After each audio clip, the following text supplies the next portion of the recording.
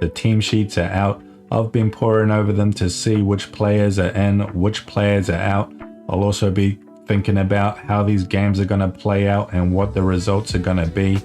Coming up first, we've got Hurricanes versus the Waratahs in Wellington on Friday night. Conditions for this game looks good, although there is a chance of a shower. Nothing too much to worry about. And looking at the lineups, the big news is Riley Hohepa is in at 10 for the Hurricanes because Harry Godfrey has been injured. It's a long-term injury as well. I think he's out for 4 to 6 weeks, and this is pretty bad news because the Hurricanes, they were already depleted of 10s in their squad.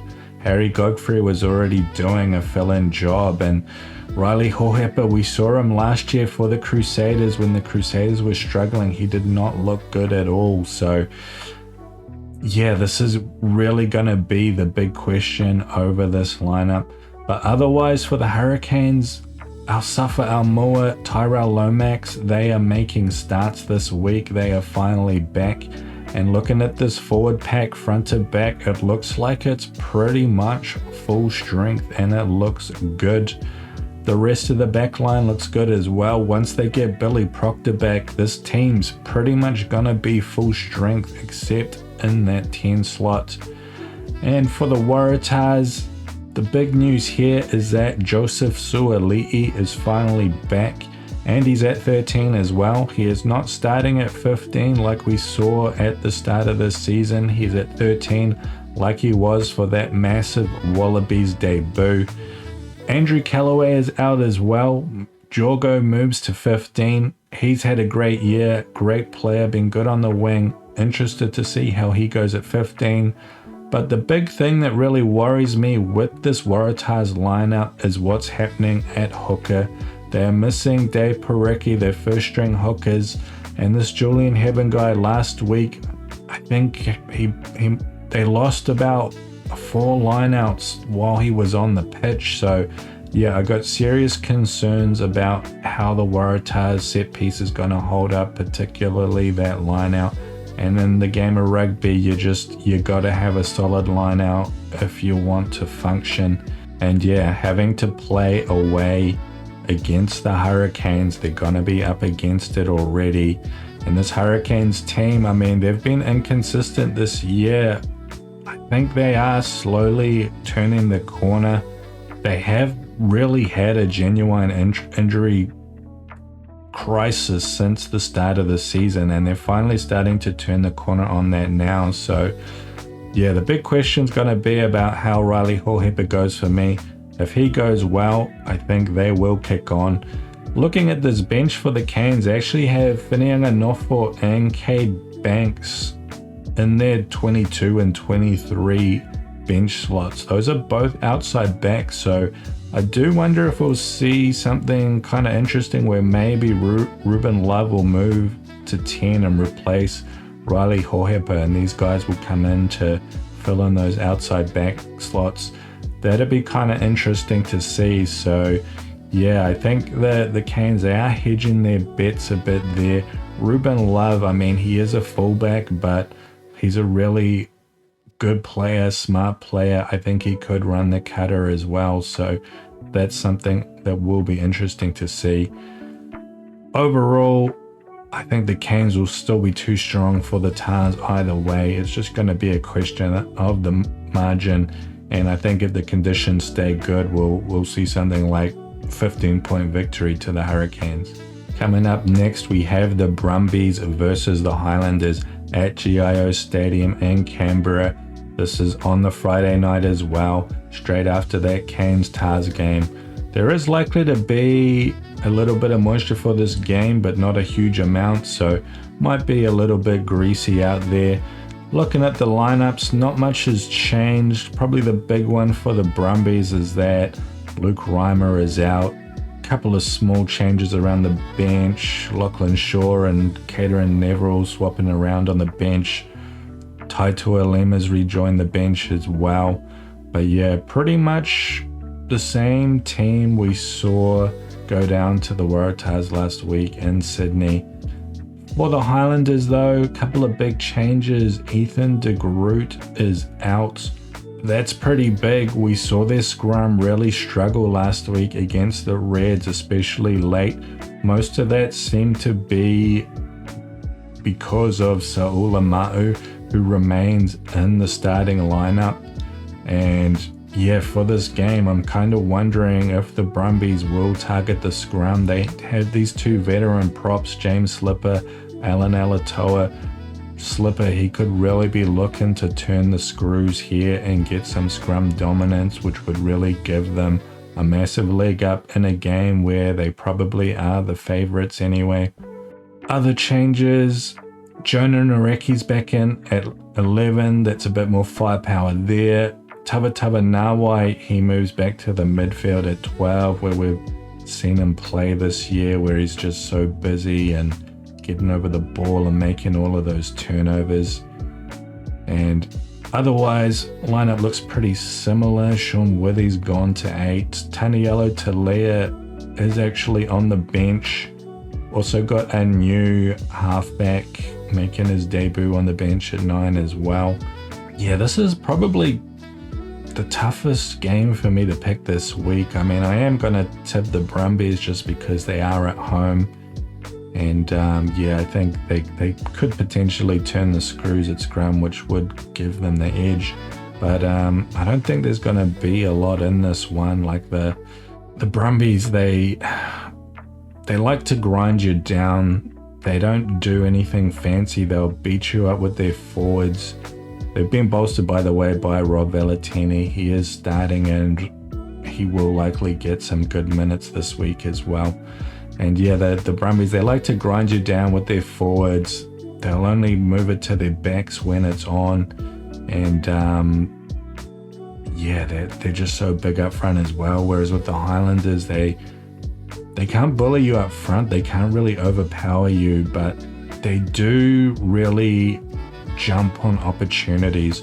And that's what makes them dangerous. We've seen it several games this year. That game against Moana, I mean, Moana should have won it, but Highlanders, they just massively punished them for some small mistakes and stole that game. And even against the Reds, I mean, obviously the Landers, they lost to the Reds at home in Dunedin, but it was close, and there was a few moments in those games where the Highlanders did threaten to steal something. There was that Tangitau try which got denied, and we saw it against the Blues as well. They went down to 13 men, but they were able to pull a rabbit out of the hat with that one, even though we know the Blues have some serious issues. So yeah, they're a team that you can't underestimate, and you can't make mistakes and hand them opportunities, because that's what'll let them into the game. But the way the Brumbies play, yeah, I think they will play in that grinding sort of play style. You're less prone to making those sort of clanging errors that the Highlanders can seize on. So it'll be close, but I think the Brumbies will get there in the end by 5 points. After that, Saturday night, we have Crusaders versus Moana Pacifica in Christchurch. There is a small chance of a shower there. Won't be anything too drastic, but it will be very cold on Saturday night. Won't bother the Crusaders at all. And yeah, a bit of a mismatch here. We saw Moana get some serious points put on them by the Chiefs last week, although it was a bit of a game of two halves. The Chiefs kind of fell off in that second half, and Moana were able to get some points. But yeah, the Crusaders, I mean, they got that crushing victory over the Blues. They are looking very strong, and in particular, they are looking lethal on attack. And Moana, their defense has been left wanting in many games, conceding a lot of points, so that is not a good matchup. And looking at the lineouts, Crusaders made a few changes, mostly shuffling people around. Jamie Hanna coming in. Looks like Christian Leowilli is out. Fletcher Anderson comes in, not familiar with this player. Big change here, Noah Hotham and James O'Connor both starting in the halves. Probably their two best halves. We haven't seen much of them all year, but yeah, bringing them in for this Moana game, that's just going to make them even more dangerous. Macus Springer comes back, didn't get to kick on after his 5 tries against the Force, did not get used against the Blues. Dallas McLeod comes back in at 13. Almua will be coming off the bench. I mean, that's just kind of going from bad to worse from Moana's perspective. No Sevu Reece. Will Jordan is there though. Not sure if Reece is being rested or if he's injured. Could be either, to be honest. And looking at Pacifica, you got quite a few changes here. The props have changed. Sam Slade's coming in. The big news is that Adi Sevilla is back. That's pretty big. Is it enough to upset the Crusaders in Christchurch? Probably not. Pellegrini's still starting. That's great. Willie Havili at the back. He was great against the Chiefs last week, but no Kyron Talmoi for Lau, so that's a bit of a blow for them. Alai Marlo looks like he's gone to the left wing, but yeah, they're not really lacking for firepower so much, Moana. They need to get their defense sorted. That's their biggest priority, and that's what they're going to need to do to have a chance against the Crusaders. I don't think it's going to happen though. I think the Crusaders, they could put a real cricket score on them here unless they take their foot off the throat a bit, but I don't think that's going to happen. They did not do that. Well, they kind of did against the Force actually. They did get a bit sloppy and let the Force score a few points, but yeah, I still think this is going to be a victory by 20 plus points.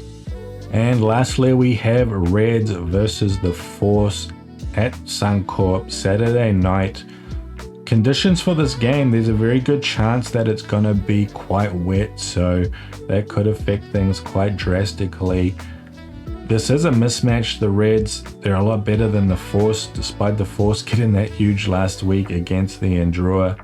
Wet conditions does have the effect of being a bit of an equalizer, so it could make things a bit closer, but yeah, I mean, still a bit of a mismatch here, really. Looking at the lineups, Hodgman earns his way to a start. He was huge against the Highlanders last week. He came in and really punished Shaula Ma'u at the scrum and probably won them the game, to be honest, with that scrumming performance.